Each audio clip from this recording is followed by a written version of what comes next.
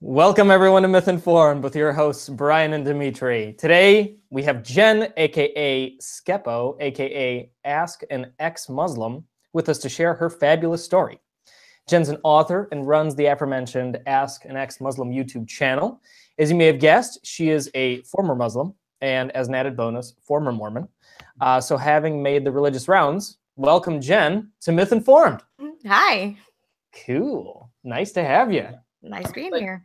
Does it take a long time to join Judaism? Because we could quick bring you in and then excommunicate you, and you could have all three. Is there something you say to become Jewish? I don't know. Well, you got to take a bath. That's a thing. There's a lot. You gotta read some Torah.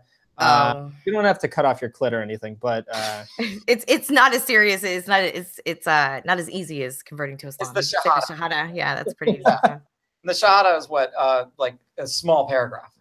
Yeah, it's like 2 sentences. It's nothing. So that's it. Yeah, man, they really want converts. But it does take 3 days to leave Islam, right? Though, because if I reject it, takes a lifetime, Brian. Before I actually get the apostate penalty. 3 days before you get the apostate. It's the second that you say that you don't believe, you're up for grabs. That's it. You don't get 36 hours to change your mind. But what if? Yeah, but what if I did for an hour and then I repented though? No, like it was.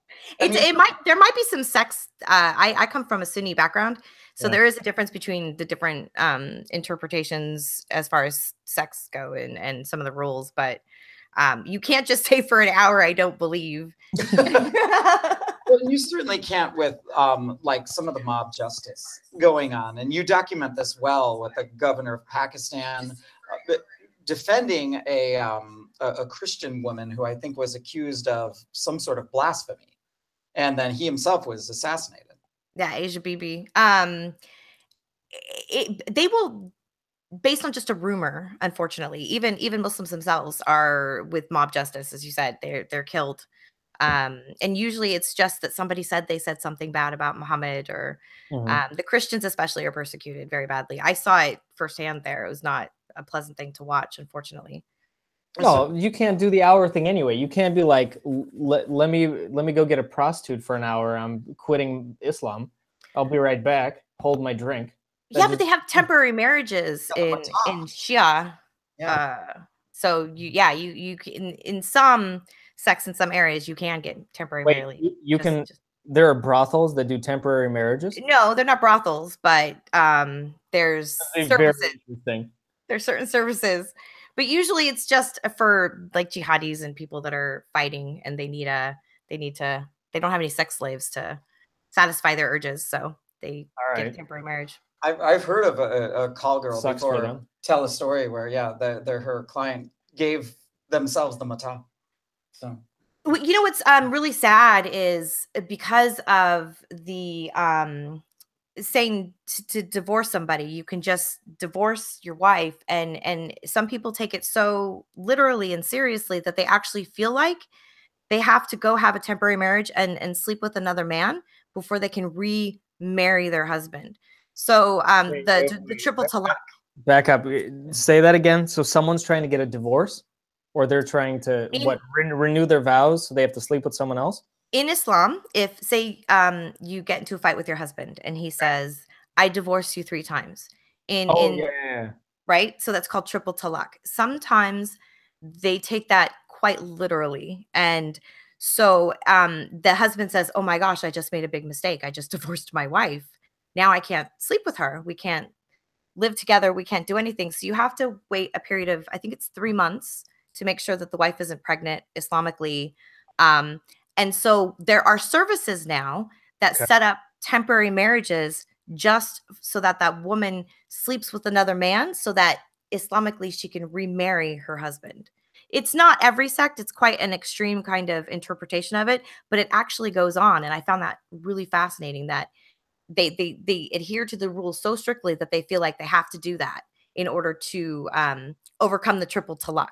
I'm confused as to why would she need to sleep with someone else in order to then be able to get it on with her? What's the religious rule that says that someone else's dong is gonna like make you worthy again? you're not allowed, once you're divorced, there's a rule that you have to, you can't remarry the person that you've divorced. Oh, So, okay, that's what I was missing. yeah, right away. Like you can, that's why, hence the temporary marriage. Right. Yeah. So it's a technicality.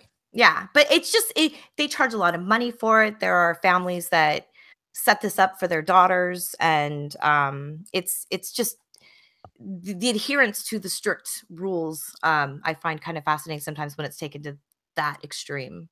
How do you get a job as a temporary gigolo? That's interesting. I mean, that's got to be. It's if it's I don't part know of. if they're setting them up with the gigolos. What do you There's call a a guy? Craigslist ad? Yeah, what do you call a guy who's just like, hey, quick, I need a. I think it's family members and imams that set that kind of stuff up. That it's not Islamic. You'll have a lot of like Sunnis that will rule that it's not technically correct. So we jumped into this, but you know, for anyone who's not indoctrinated into your background, everything is totally confusing why we're talking about Islam and everything. So let's back the train up and let's talk about you. You mentioned that you were Libyan, right? You're from a Libyan Sunni family. Yeah, my background's crazy. I come from a Mormon family. I have extremist Mormons, polygamists in my family. My grandfather had a lot of wives on a compound in Mexico. So I was raised with fundamentalist Mormonism and then the regular mainstream LDS church. My mom was a Mormon convert, and on her side of the family are the Libyans.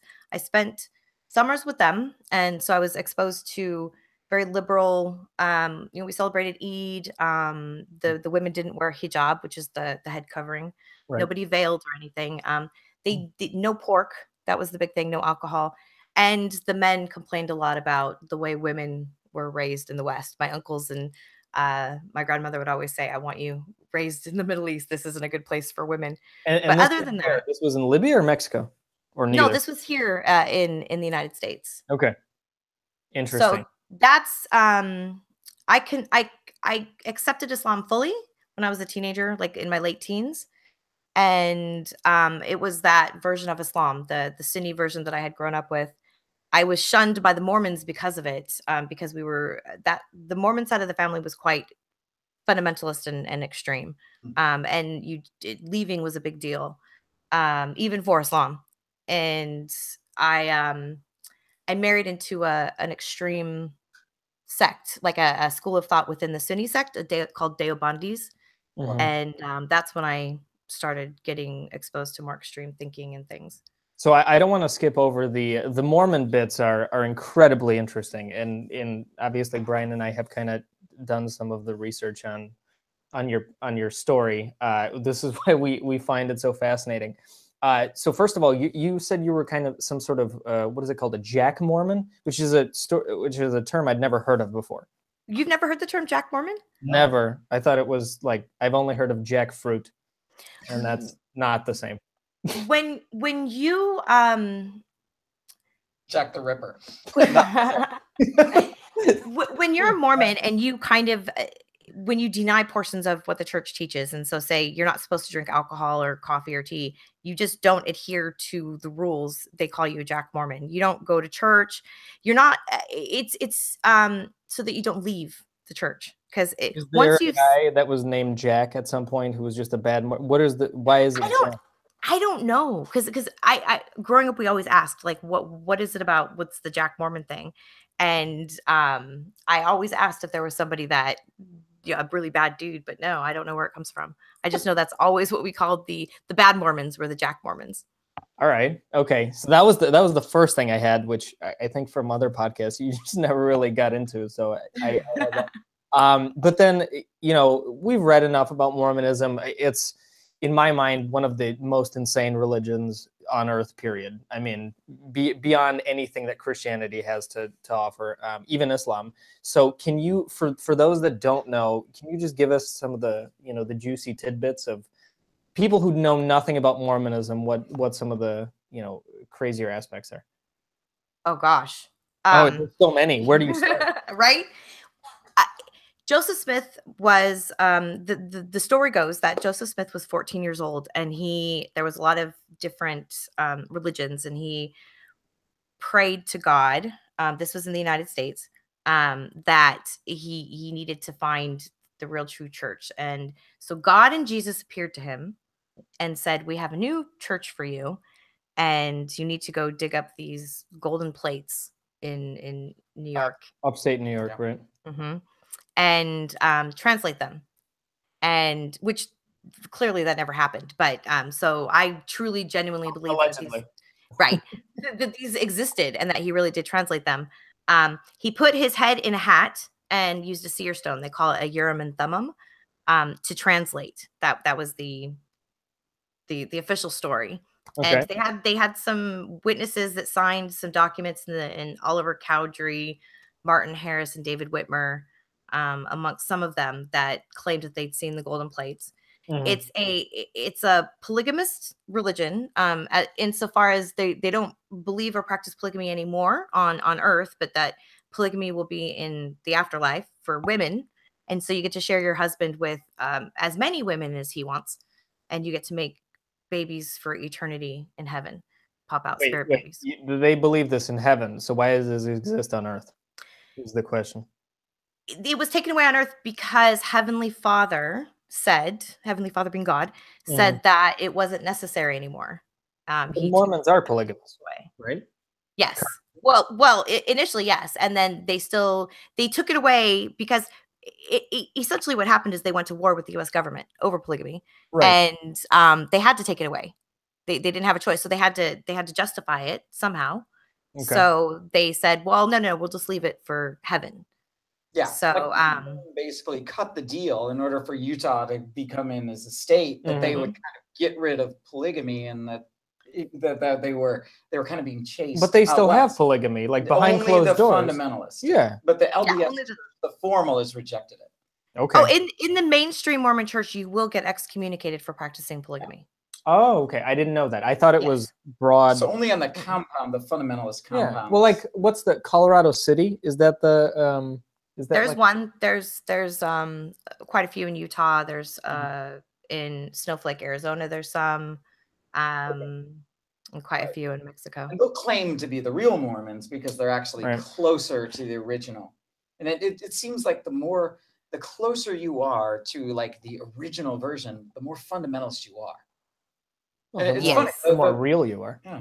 The more cancer, like, a cell that's gone backward and becomes cancer, the closest it is to like a zygote, the worse it is.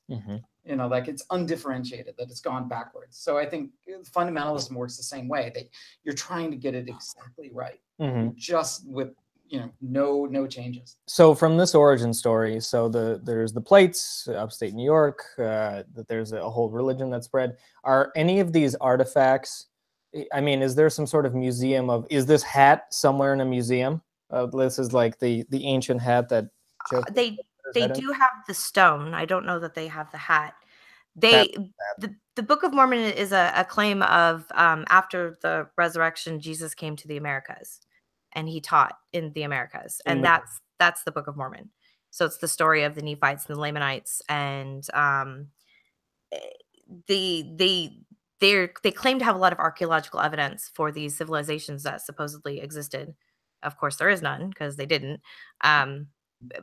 It's also a religion that believes heavily in an alien afterlife. There's you become a god of your own planet if you are the most pious and the most if you give your tithing and you get married in the temple and you go to the celestial kingdom, your reward is your own planet, just like Earth was Jesus's planet. Okay. So it has a lot of it's a very you and your wives there. Yes. Or just and then all your spirit children, the billions and billions of spirit children. Right. It seems like I would rather be a spirit child, because like if I'm born in heaven, like now I don't have a chance to go to hell. Like that sucked that I got born on Earth. But you have to wait for a body. Like even where the racism comes in with Mormonism, we all lived together in the pre-existence as spirits, based on Heavenly Mother, God's wives popping out all these spirit babies. So there was the war, and the ones that, you know, the whole we're against God, we've taken Satan's side. So the ones that took Satan's side were marked with dark skin. So for the longest time, people with dark skin weren't allowed to be members of the church, not full members. Not because they're sons of Satan. Yeah, well, yeah, it's they don't call it the mark of Cain, but it's pretty much the same thing. So is it like a sliding scale? Like, what if you're Indian? Are you like the half son of Satan because you're brown? How does that? I don't know. I just know that we were taught that the better Mormon you were, the more white your skin would become. So they actually they had a Native American replacement program. They took kids out of Native American homes and put them into Mormon homes. It was a big thing for a long time. And they did this by telling the families that they literally would get whiter skin. Literally. Fascinating. That was an upside, I guess. Yes. So I take it white that skin's the tanning industry is not huge in the Mormon community. Like, that's just no. the poor business model there. Okay. So how fundamentalist Mormon were you when you especially when you compare it? Because later you're going into like Deobandi Islam. Like, can you juxtapose the two? Like, how hardcore were you? Yeah. Very, very. When I was younger, jackfruit. Yeah. What happened was, my parents got divorced. My mom left when I was 8, and I had 10 brothers, and I took care of everyone because that's a woman's job. So I started doing all the cooking and cleaning. And at 8? At 8, and I was the only girl. There was no one else to do it. Wow, that's amazing. Go on. So I dived into the church. I gave all of myself because my father wasn't around. He kind of didn't deal well with my mom leaving because we came home from school and she was gone. That was it. Mom's gone. Really? Yeah. And we didn't know where she was for years. Later on I found out the reasons and things, but so he kind of started, he put himself into his work. He wasn't around a lot. So I started going to church a lot more, and I got a lot more involved with my fundamentalist family members and listening to them more. And so there was a time period of rebellion just before I accepted Islam where I was leaving and became the Jack Mormon, that I was fighting against the Mormon church. And my family, they got into drugs and a lot of, I believed that everything bad was, because of drugs and sex and rock and roll, everything bad in the world.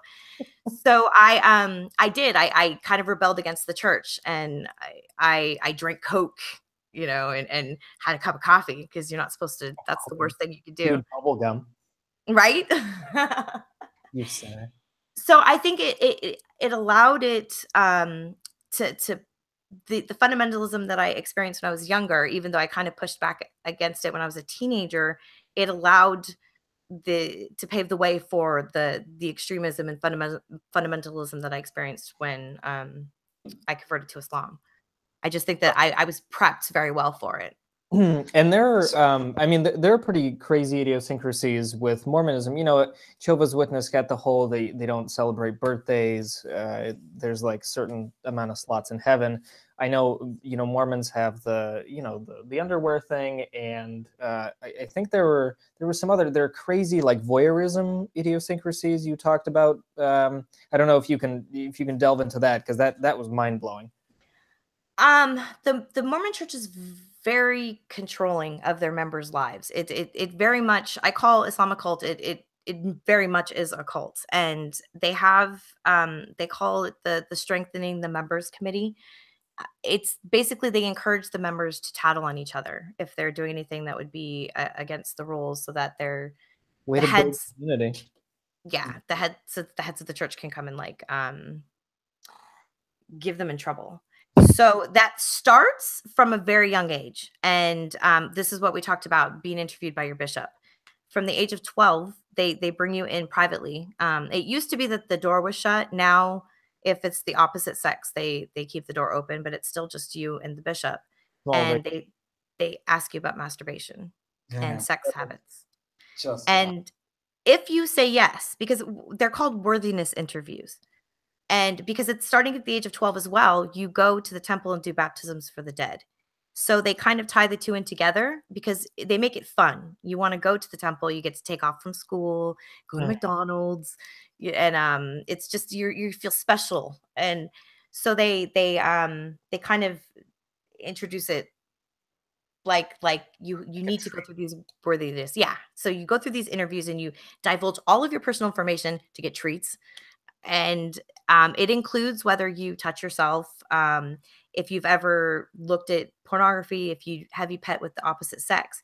The problem is if you say yes, they want details. And I mean, how long, what did you do? Where did you touch? What was the outcome?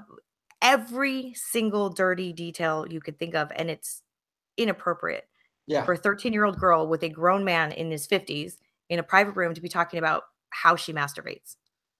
That's ridiculous. And I saw a video, and I think this was intended for boys, but there was a Call of Duty scene where they've got these soldiers that are basically trying to run up to grab the wounded guy at the front, pull him back like under fire. And the analogy is that that's your buddy that's been masturbating, and the way to save him is to tell on him, and then in the end scene, they have him walking in with the bishop with his head kind of like shamed, but you got him, that he was wounded and now you're going to save him. But I thought that's bonkers. It doesn't seem, what's the point? What if you tell a bishop these details? I mean, it feels like a way for them to like get their jollies, essentially, and they probably like jack off to that after you leave, which is the ridiculous. Chastity culture. We had lessons. I don't know if we brought this up in that stream that you guys were in about the licked cupcake lessons. No, so starting at the age of 13, you go into, it's called Young Men and Young Women's, and they're programs within the church kind of to keep you have meetings, they schedule your days, and before school and after school you have activities, so you're controlled. So they would give these lessons, and it was around the same time that they told us it's better to come home in a pine box than without your virtue. And if you're going to be raped, it's better that you die trying to protect yourself from being raped than allow yourself to be raped. So they would bring in a cupcake, and there's probably maybe 25 girls between the ages of 13 and 18, maybe 30. So they bring in a cupcake, and the teacher, shows it to everyone and says, "Doesn't this look delicious?" Then she licks it, licks all the frosting off of it, and then passes it around and says, "Does it still look delicious?" And everyone's like, "Oh no." Well, that's what happens when you have sex. Wow. Here's my question as I'm picturing this. How long does it take to lick frosting off a cupcake? Like, it's gotta look weird when she's doing it. I don't think the whole point is the next person doesn't even lick it. That you're just it's defiled. What if did someone ever in the class say, "I'll eat that"? No. You don't talk back. I feel like, is anyone gonna eat that cupcake? They do the same thing with bubble gum. They chew the bubble gum, so they bring the sticks of bubble gum and chew it up and spit it out in their hand, and it says, "Now who wants this bubble gum?" Well, that's what happens if you have sex before marriage and defile yourself. You're right. That's right. Dimitri, I don't know. Future swinger or future comedian? I don't know. Cupcake eater. So it makes for really messed up people. So you mentioned that one of the quotes that I really like. You said that adult converts, because eventually you're going to convert to Islam, always reek of abandonment issues. They're not weak, but they're lost. Very. Was that you? Yes, absolutely. Okay. Converts to what? To Islam. Oh. Because like Islam is also this a religion that guides almost every fiber of your being, every minutia of your daily life. And it sounds like your version of Mormonism had a lot of the same things. Like, it's very comfortable in a way, because everything is the rules are so strict and rigid, and your schedule is so set. The control is comfortable, and it's very odd, that dichotomy, I think, but it is in a lot of ways. And it's very similar. you have no free time, and any free time that you have is meant to be spending studying, or Mormons especially will schedule like family home evening, like family time. This is time. This is not TV time. There's specific days where you can't even cook. You know, and Muslims the same thing. You know, you have specific activities set up, and the prayers take up a lot of time too. What's the upside of that though? Like when you mentioned that control, it's not annoying, but rather comforting. Can you break that down for those that kind of like, when I hear about that, I'm like, oh man, I don't want that. Well, it's like, tell me why is it doesn't comforting? it seem like structure? So you have a guidebook, you have a playbook to live by. It's super easy. You just follow the playbook. It's a lack of responsibility. I if I follow all of these rules and things go wrong, or I'm not held responsible because I did everything that I was supposed to do. And in that way, it's more comfortable. It's less scary. And you know the consequences to the rules. There's nothing's up in the air. Like you absolutely know, if I do this, this is going to happen. So it's I've been thinking a lot about it lately, because I hadn't, until I made that video about being lost and the reasons why people convert, I hadn't thought about it a whole lot. So you're living through that up until 18, right? And then you reinvent yourself, right? Or you start on the process, because as I understand it, it's not like, you know, the patriarchy converted you to Islam. You kind of you're in that already. No, I mean you went down that path yourself, and then you know, and then you found a dude who shared your values. It was a man that introduced me to, initially, like I said, the initial accepting of Islam was just a very liberal Western kind of version. Conservative, but like very Americanized. Yes. So the man that I met had sold me a picture of his version of Islam as well. That was probably about the same. And it wasn't until after we were married and I had a child that things changed dramatically. And I had a baby within the first year. So I didn't get a whole lot of time to settle in. But it was kind of like with Mormonism. It's milk before meat. They feed you the pretty stuff first, and slowly you get exposed to the uglier sides of things. I never heard anything anti-Jewish growing up from my family. I never heard about homosexuals being bad. I'm sure they maybe felt that way privately, but I didn't hear it. And so the Islam that I had married into, I thought was the same, and it was very different and very hateful, but it was a slow process. That being said, I made my ex more extreme, because when I do things, I do them right. I jump in with head first, and I found I had gone through a lot. I had lost some people, some family members that were close to me, and I was lost. So in accepting this more extreme version of Islam, and the studying that I did, I allowed it to kind of consume me and take over me. So I started teaching him the more extreme ways, and then introducing him to more extreme people. And so it kind of was like a vicious cycle that we couldn't get out of once I put us in it. Were you trying to? Was quite extreme. Is that why do that? Were you trying to prove yourself that you can be this way, that you can absorb it? Like I'm good, I'm tough too. Part of it is that as a convert into Islam, you have to prove yourself. You're always looked at with suspicion. So you have to go above and beyond it. It's why most converts will immediately don the hijab, or even go as far as to wear, niqab. And what happens is, when you first convert, they hold you up as this golden person, like, oh, look, this is wonderful, mashallah, which means, praise God, this is great.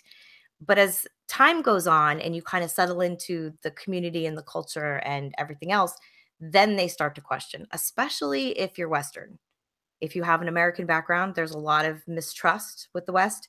So you have to go above and beyond to prove yourself. And that's, it's like how I initially, when I was first exposed to extremist thinking, more extreme than what my ex's family was, and they're very extreme. But I even went above and beyond that. Was studying to learn how to pronounce the prayers properly. Like if you don't say each word properly, I was taught it doesn't count. So I went and had learned how to read the Quran in Arabic, and in doing that, I met Muslim Brotherhood people who introduced me to their wives, who introduced me to more extreme people. So that's what I meant by the vicious cycle. And it kind of happens before you even realize that it's happening, if that makes sense.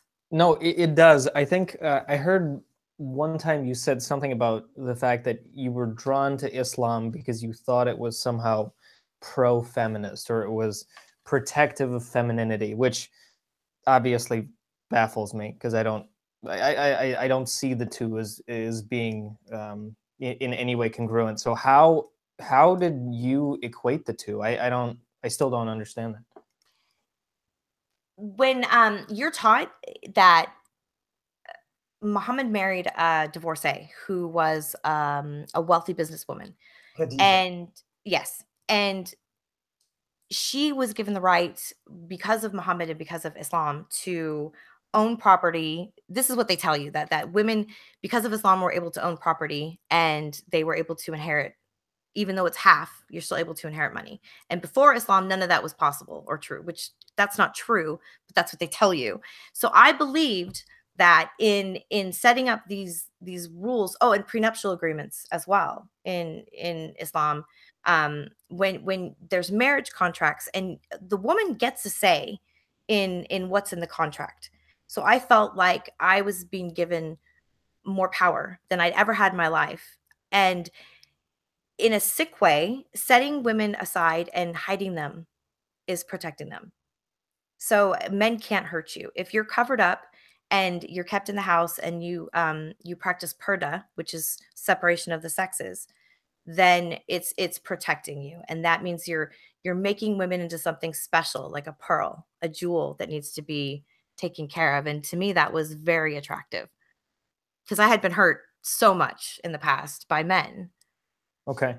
And how was that, how was the interaction between the women? So obviously, you typically when you see devout Muslims, they're women, they're covered up, they're very inapproachable. You have no idea what they're like. But when you got in, behind the veil with a room full of women, did it feel very sisterly, like you're part of a community? Did it feel closer than maybe your past life when you were in a room full of Mormon women, for example? Yes, absolutely. You have you come together under oppression, and you feel pulls you together because you're all suffering. Yes, even though you don't admit it at the time, and you make your excuses and you rationalize it and normalize it, it really does pull you all together. And they're no different than, the gossiping and the being silly and dancing and singing and all the things that women do, but they can't do in front of men. So I felt like I was privy to the secret part of women's lives. And it was kind of, um, Cool. I felt like a part of the club, like part of the secret club. Except with no wine. Imagine if they had that. Holy shit. Now, would those be private, like meetings at somebody's house, or would you go out like to lunch? No, they don't. At least in my sect, the women aren't encouraged to do things outside of the home. It's more, you would get together at people's houses. Lots of people have multiple living rooms to handle all the socializing. It's one thing Muslims do, is a lot of socializing. So now, you mentioned the oppression, though. Like, is this like the oppression they feel that, like, because they're, only a couple percent of like the United States culture, that they're feeling kind of the oppression of other values into their value system? Like, define what's oppression. no, I mean, when it comes to the religion, you don't have a lot of choices. You're raised to be a homemaker, or you're very controlled as to what field you're going to go into for your career, who you're going to marry. A lot of the marriages are still arranged. That's what I mean. I don't mean fitting in inside of the West, or fitting in with the culture in the United States. I really feel like, especially in the United States, that Muslims don't have a hard time assimilating to the culture here at all. I think it's different in like the UK and Europe, but here I think it's especially good. As Why long as is it different between the UK and I don't really, create there for me. It's not a big distinction. I mean, the West is the West. Well, the numbers are larger. The country is smaller, and you have the history of colonialism. At least when it comes to like the Indians and Pakistanis and Bangladeshis and things in the UK, they went in and took control and plundered and pillaged, and they came over en masse, in the 50s and 60s. So you have a lot of racial tension and a lot of isolation. I had mentioned that I lived in an area where I went months and months and months without seeing a non-Muslim person. Yeah. And nobody spoke English. Pardon? This was in the UK? Yeah. Okay. So I think it's easier because the numbers are larger and the actual geographical area is smaller. It's easier for them to stay more isolated, so they don't have to integrate as much. Yeah. And then you have the school setup where it's not the madrasas separate the kids as well. And I really think integration is one of the most important things when it comes to de-radicalization. Yeah. Yeah, Luton, like itself in London, is hugely Islamic, and I think too that that the difference too, Deobandi is 50%, I think, of all British Muslims, and that's a particularly conservative sect, whereas American Muslims not as much. And I think also the average Muslim American makes more than the average American. So I think you have an education gap between American Muslims and British Muslims that is accounting for a lot of that difference. They will still have the same extremist views. They will still be, you still have a gigantic percentage of American Muslims that are against homosexuality and apostasy, and still think that if Sharia law was enacted, that it would be okay to harm apostates and blasphemers and things. The difference is, just like Christians think some horrible things sometimes, they live in a country where it's not the law. They're not allowed to do it. It's secular, and it's the same for everyone.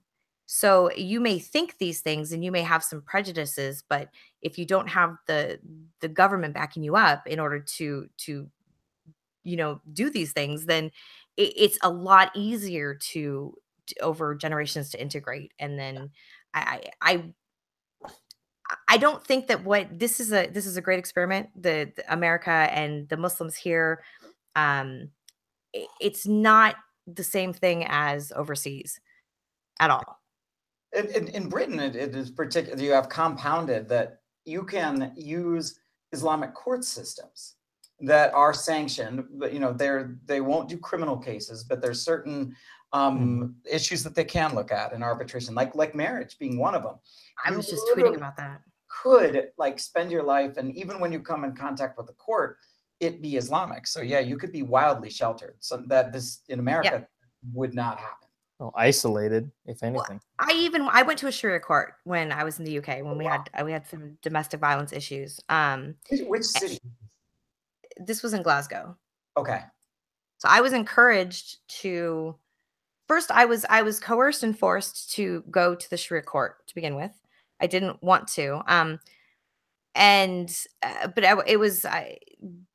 I wasn't sure about losing my kids because the kids belonged to the father after the age of 7. So I had to do things the way they wanted it to be done. So I was not forced. I could have gone to the police and said this was happening, but I needed to stay within my community. And once I filed the complaint and we went and we had a meeting, I was told to really just deal with it, because it would ruin the family and it would break everything up, and financially it would ruin us. And he was apologetic. And but I went for this was for rape. This wasn't just even for being beaten up. So it was a lot more serious, and they didn't take care of me. And that's my biggest problem with the Sharia courts. I think that the Muslim women, a lot of them, especially the newer immigrants, and they don't speak English as well, or they're not even aware that they have access to these services, or that they have access to equal rights. So I worry that if they're coerced and forced based on domestic violence, divorce, custody issues, I think their marriage contracts as well are handled through the courts. So and it's there's supposed to be somebody there, though. If there is acts of the one of the justifications, or one of the conditions put on these Islamic courts, is that there is violence. If there is child abuse, that it must get referred to a secular court. right. But, you know, there have been many studies and books written, and you can probably attest to it as well, that is not happening. Yeah, no. Yeah. Well, yours is an obvious example. I wonder They're very protective. if there are people who, well, like yourself. So, you know, you are in the community, you speak Arabic, you know about the lack of services. Are there outreach people like yourself who are probably shunned by the, you know, the hyper religious, but that are there and that are kind of the thorn in the side, and that can speak to the women and go, hey, you have rights you may not know about? Does something like that exist here in the UK, wherever? Not really, no. I mean, there are small organizations that work for they're feminist Islamic organizations. They're attacked, and even when they try to set up spaces in the mosques where women can go and be safe. Yeah, it's the women's rights in Islam do not go hand in hand at all. And there's no that I gave an example. My ex's cousin had married a young girl and teenager, and brought her over from Pakistan and kept her locked up in a house. And he banned her from seeing me because I told her she had rights. I said, he can't make you stay in the house. He rang a bell, and she would have to come and serve him. Jeez. And I couldn't, I mean, even I was shocked. I am very much was a supporter of the patriarchy and men being the boss. And I couldn't believe the way my ex's cousins were treating their wives. And so instead of dealing with it, they banned me from talking or speaking to any of their wives. That's so for years. That's literally what it is.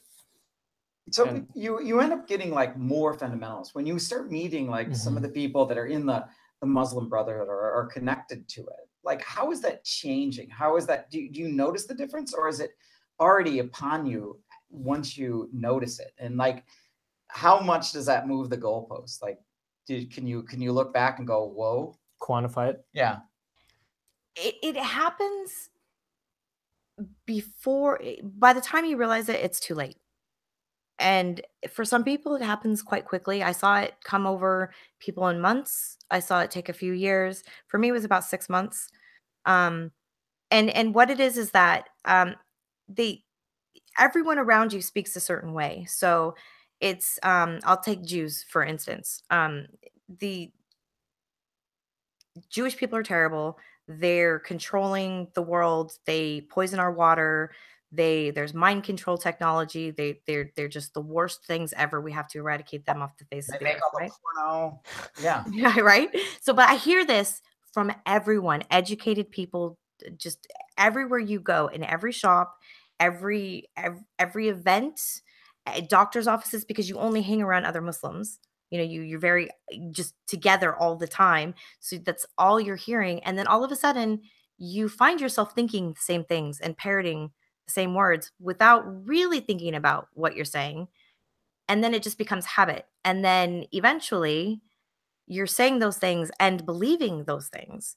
And it's infectious. It is. It starts with a couple people and it makes it normal. It's like killing people or for adultery or apostasy.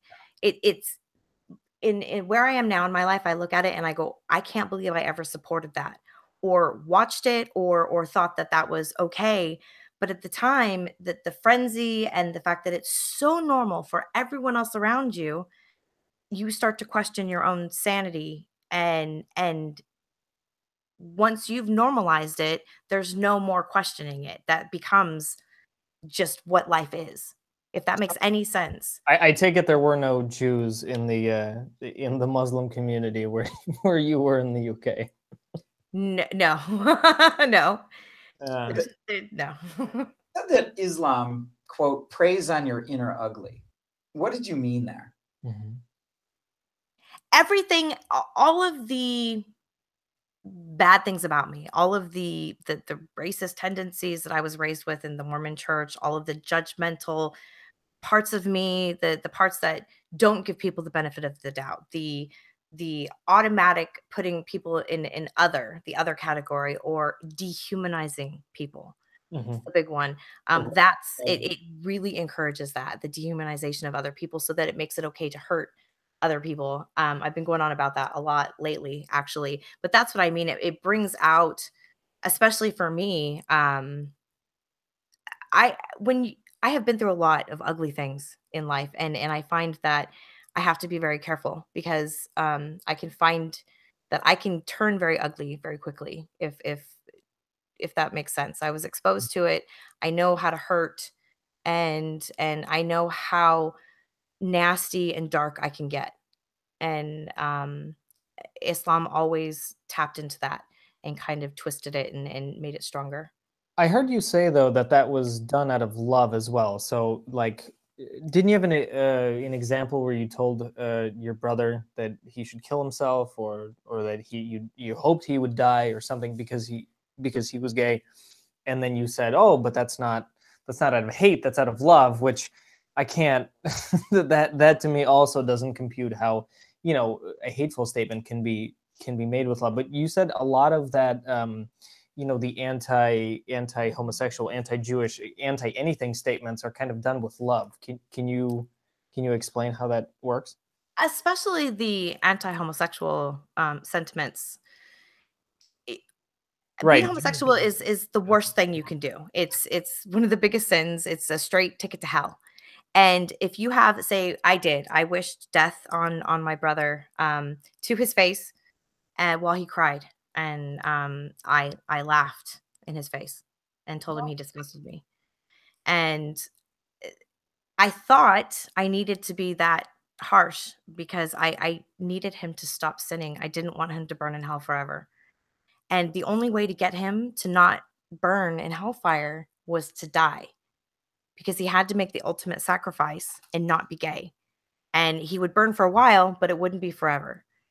And so when a lot of times when it's not that they don't like homosexuals because they hate homosexuality, it's because Allah says it's wrong.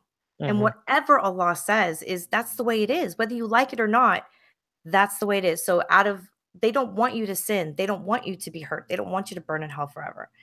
So any way to get you to stop doing that is the right way, including death. But this is reading very literally into, I mean, Brian has a whole list of stuff you're not supposed to do. You can't wear the color yellow as a Muslim. Right. You No can't, plucking your eyebrows or hair extensions.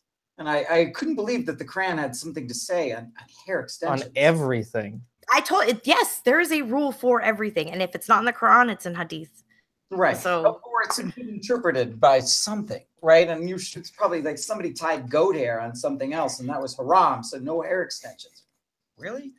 Like, yeah. Yeah, but Orthodox Jews do crazy things too. You know, you can't open up an umbrella on the Sabbath. But I was amazed though at the amount of questions. So people don't know this. I went to websites and giant forums they're still very 2007-ish, but they're very active, and they're saying, "Can I do this? A dog licked my plate. What do I do?" You know, like neighbor's dog licked my plate, and then you've got to like wash it 6 times and then once more with sand. I didn't know about the yellow thing. I'm gonna run up to people from now on and go, "Ha ha, you're like sinning." The most mundane things in the world. It seemed like, you know, I'm kind of men can't wear gold silk band. Because it makes them look like Jews. Yeah, are jockey boxers okay, or like just commando? Like, you know, you have to have a ruling on everything. So they tell you to ask the people, you know, your imams, the sheikhs, the leaders that have studied these things. So you have to go to them for everything. And unfortunately, because of the lack of critical thinking, because they completely take that ability away, Otherwise, you would leave Islam if you were able to critically think. You have forums and forums and forums of questions like, my dog licked my plate, what do I do? Even should my wife stay in another house while she's on her period? It's very 7th century. You know, we still believed. I even had the evil eye, jinn. We believed that if you write Islamic surahs on paper and you put it in water and you drink the water, it gives healing properties. There's very much like superstitious, backwards, just and it was so normal. You know, jinn can take the form of humans or animals. Jinn can fall in love with humans. Jinn jinn are either bad or good, and they can ruin your life. And it's not a, it's like with the exorcism. It's not a maybe they kind of believe in this. It's just like the fringe. This is pretty normal to believe in this. So it just seems it makes the fantastic into normal, and I think that also allows kind of the more extreme negative things to take hold as well. It's all kind of okay and fantastic, and it's easy to make it normalized. We just my wife and I just came back from a trip to Asia, and we heard some pretty crazy stories from a village in nowhere, Laos. And then, you go there and then you come back and you go, oh, those people are psychotic. They believe in, killing water buffalo and kicking puppies and whatnot. But then you come back here and you're like, holy shit, it exists here. Yeah. Except there's way more. I mean, there's like how many thousand people in those tribes, how many millions of Muslims are there in the world, and they, drink water with paper in it because they think it'll help them, whatever, get over cancer. Yeah. And that they really do believe in evil curses and things like that. Yeah. And just saying halal, the woman, the forum that the woman asked, that I understand that I need to be available for my husband, but what if, she was basically saying, can I refuse sex? And he stopped, the imam stopped short of saying, he can rape you, but he was saying, but think about it. He was really pushing it to her because the point was, you don't want to be cursed by the angels. Right. And that I mean, his ruling was saying that if you do refuse them, that you could, but you will be cursed by the angels until the next morning. And wow, talk about pressure. Well, because if you're a good wife, you won't want to not have sex with your husband when he wants it. You will go willingly and happily. So if you feel like you don't want to give it to him, that's really shaitan kind of working on you or trying to hurt your marriage. So right. You need to men definitely are taught that they have a different kind of sex drive. They're more animalistic. It hurts men for them to teach men this, that, hair is going to make them go wild and that they can't help but rape. So much so that it's actually in a lot of places, and I'm speaking about Sunnis, and mostly my experiences overseas as opposed to in the US with Muslims, but fathers are encouraged not to change the diapers of their baby girls in case they're sexually aroused. Wow. And imams teach this in the mosques. My mother-in-law gave my ex a very hard time for changing my daughter's diapers or even bathing her. They said it was wrong. It was, I had a newborn baby at the same time. I couldn't do everything on my own. And he would help, and they would have a fit and call him, tell him he was disgusting. So I don't know what it is, but Islam teaches that in some instances, because of the child marriage issues and because of incest issues, things like that are not considered a crazy thing to believe. Mm-hmm. So, I mean, doesn't this put all the, if we're putting all the onus on women to cover up, to do all this stuff, and that men, get to opt out of the diaper changing? I mean, doesn't that almost excuse that doesn't that give them a pass that, yes, their sexuality run wild? Yes. There's no breaks on the men. There's no one saying that, you should avert your eyes. You should pull back. You need to take responsibility for your the sex hijab drive. is the break. That's like a magical shield. But the women are that have to take responsibilities for the man's sex drive.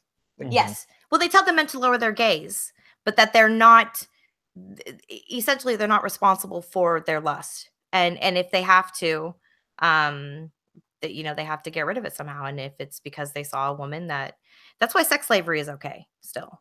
Right. I mean, So- sometimes you got to rape. How did you I don't know, break what are out you of gonna- this? Like you're in that, and like you said, the rules give you structure. They make you feel good. You're not weak, but you're lost. What do you find to get out of that? Do you have to be unlost to get back out? No, I went crazy. I stayed lost for a long time and still am. I still have a lot to process and work through. It was the breakdown of my marriage and him kidnapping my kids that did it for me. I was questioning Islam. I mentioned this in a video. I think I was questioning Islam. I was working as a nurse and I came home and he had taken the kids to Pakistan. Randomly, or he told Yeah. you doing this? No, I came home and they were gone.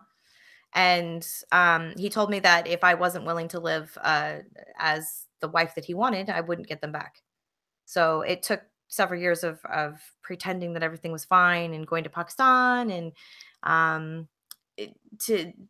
to make it so that I had an out, a chance to get out. And it was the very first chance that we had moved from Pakistan back to the UK. We were in England at that point. Mhm. And I said that I was going to go on holiday to America. And when we got here, I called and said that we weren't coming back. Ooh, burn. Yeah. So what you played, did you know going in you were playing a long game, or was the thought of losing your kids just, oh my God, I'll do anything? Going in, I knew it was going to be a long game. I was going to do anything to not lose my kids. At one point, I almost gave in. I almost walked away. I didn't feel strong enough, and I didn't think that I could fight him because he threatened me, and there's a lot of control issues going on. My keyloggers on the computer, cameras recording everything I did, all my calls being recorded. I didn't have my own money. I worked, but all of my money went into his account, and he doled it out to me as I needed it. Like if I had to go to the store, he would give me 20 pounds or whatever and said, here, you can go shopping. But it was my own money. So I couldn't have gotten away. I was very controlled. So I knew that it was going to take a long time to get away and get the kids away. And at that point, I had lost most of my Mormon family. Mhm. And I didn't really have anyone back anywhere in America or the UK that I could go to say, help. I need to get out. But eventually, one of my older brothers got he got an apartment for me. He put down the deposit on it and helped with everything so that I was able to say I can leave. But it was harrowing, and for the first several years, I lived in fear every day that he was going to show up and kill me because he said he was going to. Over time, things calmed down. When you got back with the kids, is that what you're saying? Yeah, once I had left and come to America and told him that I was done, he threatened all the time. He wasn't in America, but he threatened to be here at any moment and take them. And because I was so brainwashed and so controlled, I believed it. Mhm. I lived in terror. Yeah. And looking back now, I didn't need to, but Well, but did you have to tell the U.S. government that, hey, I have this situation, so you should put him on a no-fly list and all this other bullshit? no, they didn't care. How would you know? What if he showed up, took your kids, got their passport? I mean, unless you hid their passport. Well, I guess that's a way you can circumvent that. He had copies though because they're dual citizens, so he could have either way he could have gotten them because they have more than one passport for more than one country. So yeah, there was no way for me to protect myself or to say I don't, I'm at risk, major risk. And but how things old were calmed they down. when you moved to the U.S.? My daughter was 8 Okay. and she's old. My son was 6. Okay, but I mean, they're obviously of sound mind, but you have to explain to them, like, hey, this is why we're escaping your father, etc. Yeah, that was really hard. They didn't understand at all, and they didn't understand why they had to leave all their friends and everything they knew. Their grandmother, they loved their grandmother and their aunties and just the life. They had a very they were raised with Indian music and Indian food and it was a major culture shock for them and to come to America. They really like it here, though. I'm glad that we came here and we didn't stay in the UK, because. So there wasn't lasting resentment for the fact that you uprooted them, and No, not at first. I think there was. Now that it's better. They don't have a relationship with their father's side of the family because of right, the situation. problems and it's the extremism and things. But they do keep in touch via email sometimes. And my daughter, I've been in this. My daughter's gay, and one thing that if they did know that she was gay, they would kill her. There's not, it's not no ifs, ands, or buts about it. It's absolutely 100%. If she was to travel to go meet them, she would not come home, and she knows that. And yeah, I was gonna say, I assume she knows the consequences of yeah. So she understands the reason why I did what I did to protect them. And now, after years have gone by, she doesn't want to have anything to do with them. She doesn't want to know them. She doesn't want to know about the religion. She wants to know about her Indian background, but she doesn't want to know about the Islamic side. Okay. Not everybody's so lucky. I mean, there's other women that have had this premeditated thing where they didn't realize that they were in too deep, and like the fundamentalists would take over. The husband kind of premeditated, two weeks ago, takes the family away, and you may not get that back. So I mean, we interviewed Lalo Dagach, and he had a story of a Canadian Stephanie. She her children are still in Libya, trapped. Breaks my heart. It's unbelievable. I mean, in the 21st century that someone like that can prey on their significant other. Yeah, and it's so premeditated. That's the shocking part of it. Mm-hmm. It makes it worse.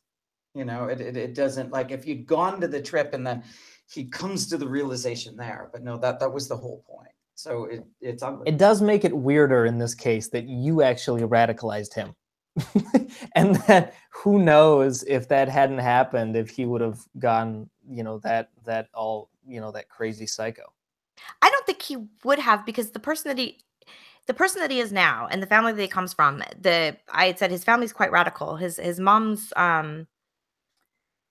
he comes from, they're villagers, they're not good people.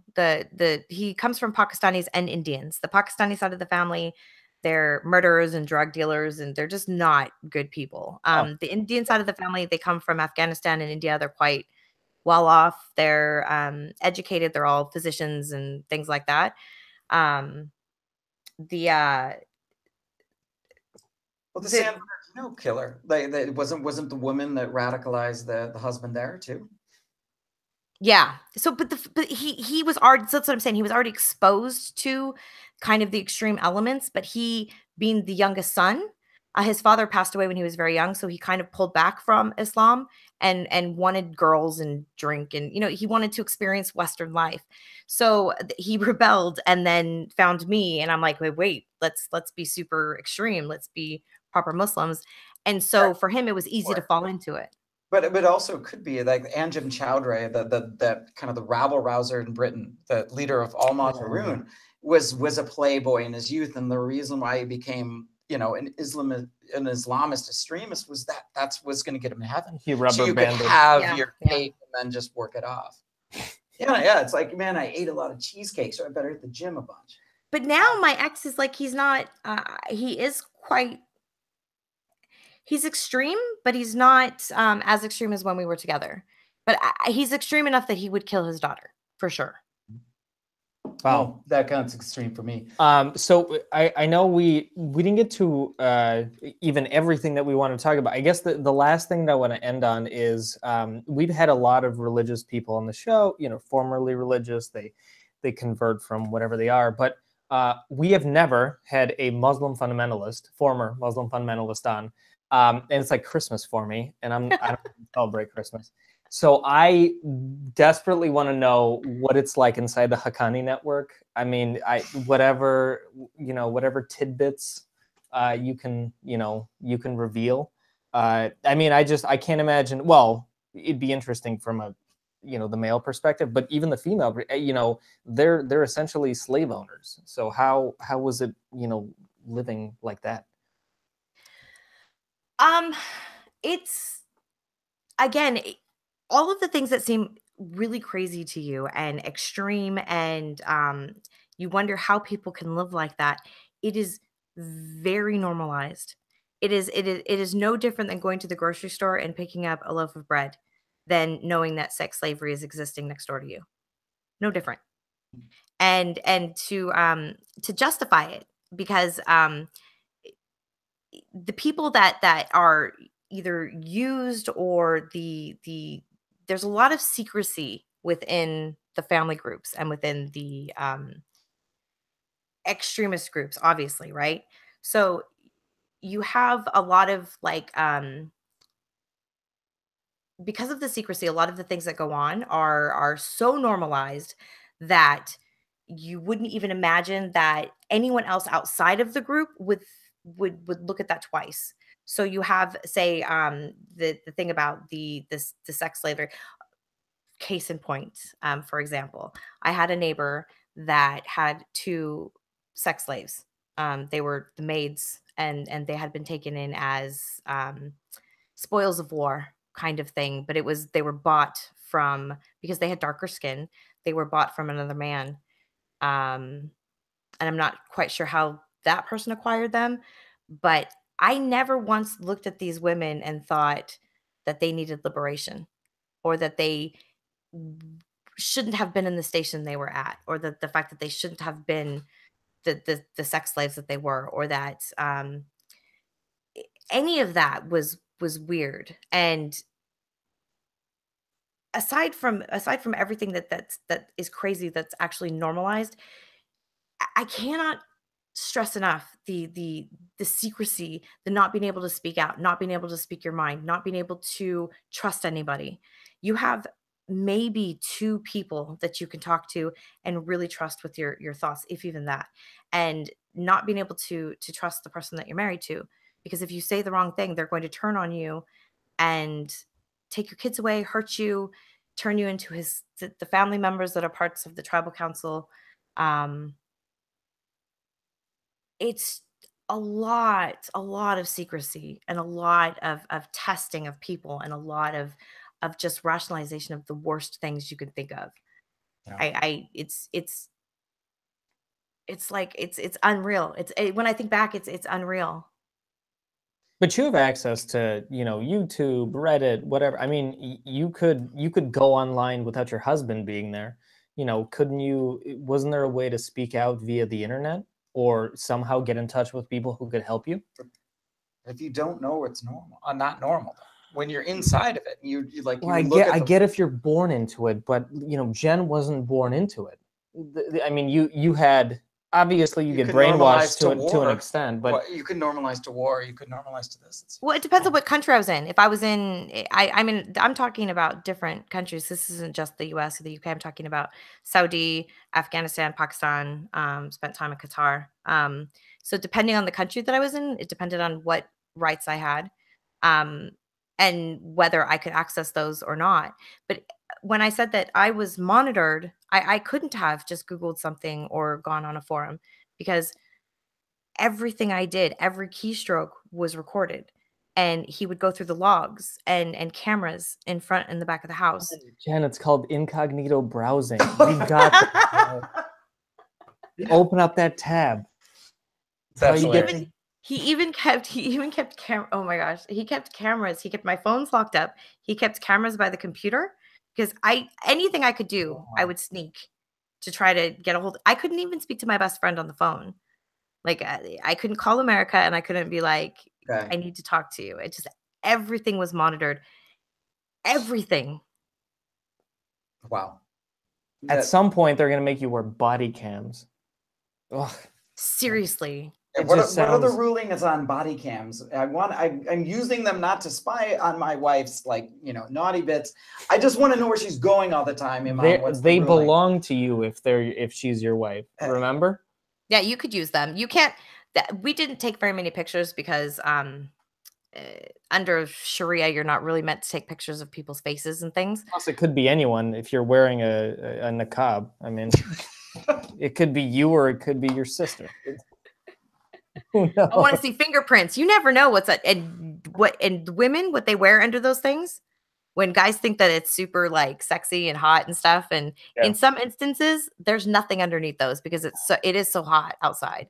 But a lot of the chicks do dress up very nicely underneath them and come home for their husbands. So when you look at them and you go, I wonder if she's got, like nice lingerie on? Yeah, sometimes they do. Frilly panties. Wow. Hey, by the way, we forgot to say, we mentioned Lalo in the 5 minutes ago. He's in the chat. So, hey, Lalo, welcome. Hi, Lalo.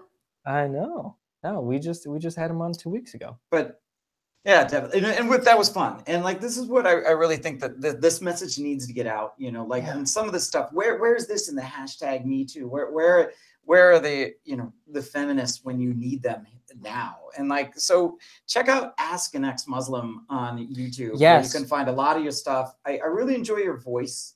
It's really calm because you talk about subjects that are difficult, but having that calm voice, like it's helpful. Silky and smooth. No, it really is. Like, thank you. When you're talking about a difficult subject, you don't want somebody who's scratchy. It makes it better, easier to listen to.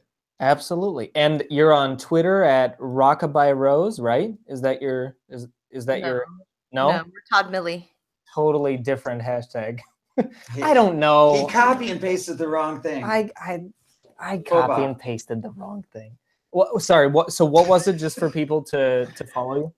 Murtad, Murtad, Millie, Right. Milli. That literally means a convert who's left.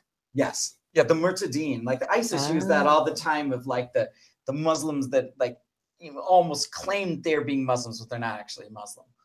All right. Right. And they call like some of the, like the sheikhs here that I think are radical, and they call them Murtadeen. And I'm like, holy shit, ISIS. Yeah. I'm quite proud of my Murtad handle. Absolutely. Well, Jen, it was a huge pleasure to get to talk to you. We love talking to different people, and your story was certainly unique beyond anything we've heard. So it's really hard to it's such a giant story. This is why we said at the beginning that you should just convert to Judaism just to have the trifecta under your belt. You would be a singular person on earth with that. Right. And when she gets that, we're going to bring her into Hinduism, and now she's going to be Tom Brady like level, like she's the best. Is that when I hit like enlightenment, like real enlightenment? If I just you might hit enlightenment as a Jew, just being real. Coming from Judaism, I'm still culturally Jewish. You might hit enlightenment. No, it's been a huge pleasure. As with all of our guests, we would love to invite you out on September 22nd to come out to MythCon, where we're going to have some amazing speakers. We're not going to have Islam in the Age of Trump this year like we did last year, but we'll certainly have people from diverse backgrounds. And it's an amazing event where people just get to talk to each other. So, an ideas conference, like where we need this discussion. We need to be able to have a place where we don't censor ourselves. And there are tons of podcasters who come, who I am sure would love to interview you on the spot. And you'd probably have a line, out the door of people wanting to talk to you. So that sounds like fun. We should talk about it. Perfect. We'll give you the details. Thank you so much, Jen. Thanks. Thank you for having me.